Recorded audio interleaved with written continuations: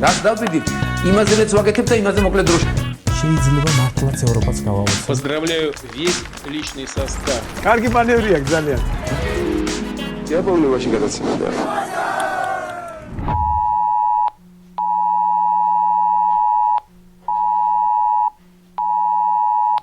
ახლა ამ მომენტში მე მივიღე გაფრთხილება ისევე როგორც მთელმა ქვეყანამ წინას არ ვიყავით გაფრთხილებულები რომ ამ გაფრთხილებას მივიღებდით 112-მა გამოგზავნა გაფრთხილება როგორც ხედავთ აი ძალიან წითელი ნიშანი ანათებს აი კიდევ არ ჩერდება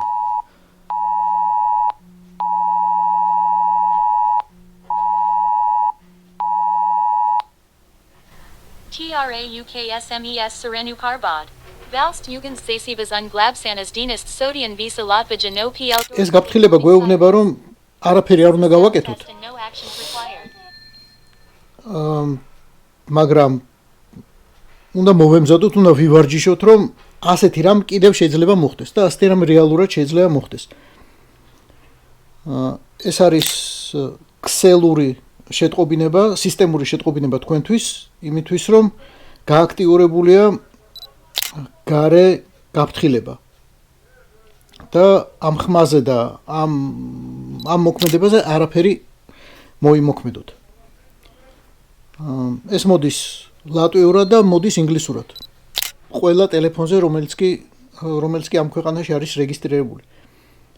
და რატომ ხდება ახლა ეს? იმიტომ რომ მოგეხსენებათ ბალტიაში ძალიან გააქტიურებულები არიან რუსები ბალტიის საჰაერო სივრცეში და აქ ხან რუსული დრონი შემოდის, ხან უკრაინული დრონი შემოდის, გზაარეული, რომელსაც რუსები ურევენ გზას და ამის ამართებენ ლენინგრადის ოლქის რაღაცა ნავთობქარხნების ნაცვლად ამის ამართებენ აქეთ ბალტიისკენ.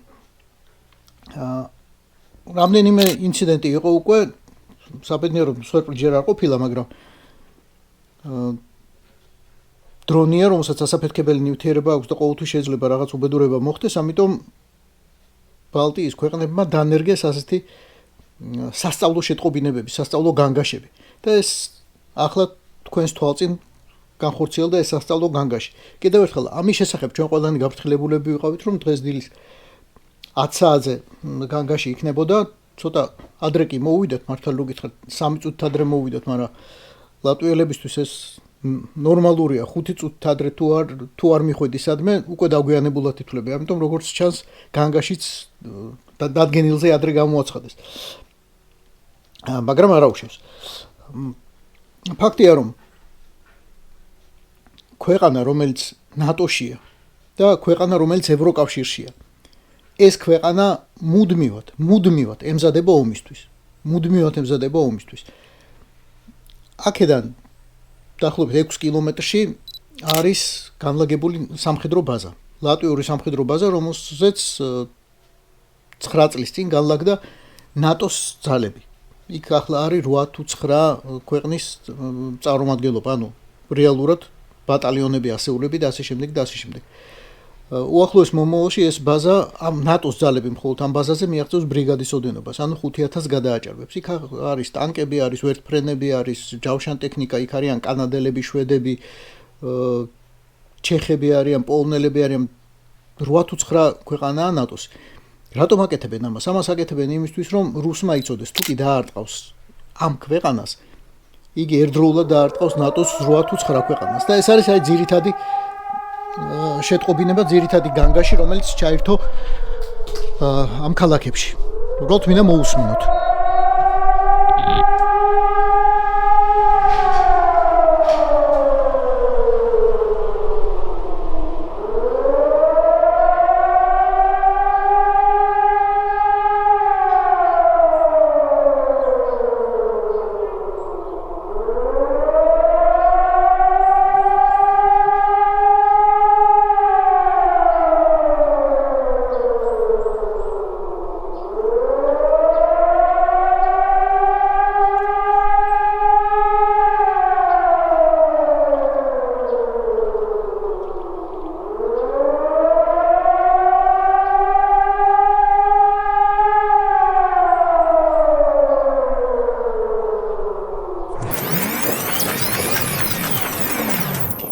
უკვე 2 წუთია გრძელდება.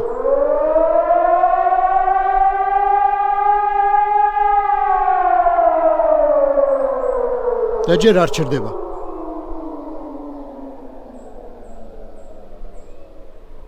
ახლა გაჩერდა. 3 წუთი გრძელდებოდა.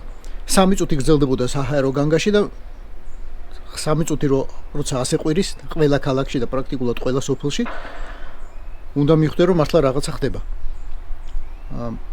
მოწმდება ყველაფერი, მოწმდება არა მხოლოდ ტექნიკა, რომელიც ადამიანებს აფრთხილებს, ტექნოლოგია, რომელიც ადამიანებს აფრთხილებს.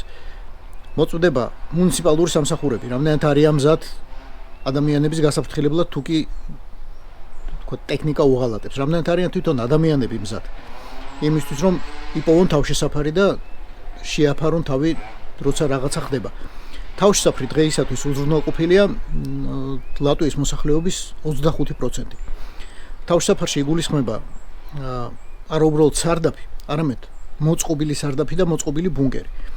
თავშესაფარი უნდა იყოს ისეთი, რომელსაც აქვს წყალი, წყლის მარაგი, რომელსაც აქვს წამლების მარაგი, რომელსაც აქვს ვენტილაცია, რომელსაც აქვს დასაძინებელი ადგილი, რომელსაც აქვს საკვების მოსამზადებელი ადგილი და საკვების მოსამზადებელი შესაძლებლობა, ანუ საწვავიც უნდა იყოს იქ და რაღაცა ქურაც უნდა იყოს, ან ყოველ შემთხვევაში დაკონსერვებული საკვები მაინც უნდა იყოს, იმისთვის რომ ადამიანებმა გაძლონ 24 ან 48 საათი. მოკლედ, ასეთი თავშესაფრები დღეისათვის ოფიციალური სტატისტიკით უზრუნველყოფილია ლატვიის მოსახლეობის 25%.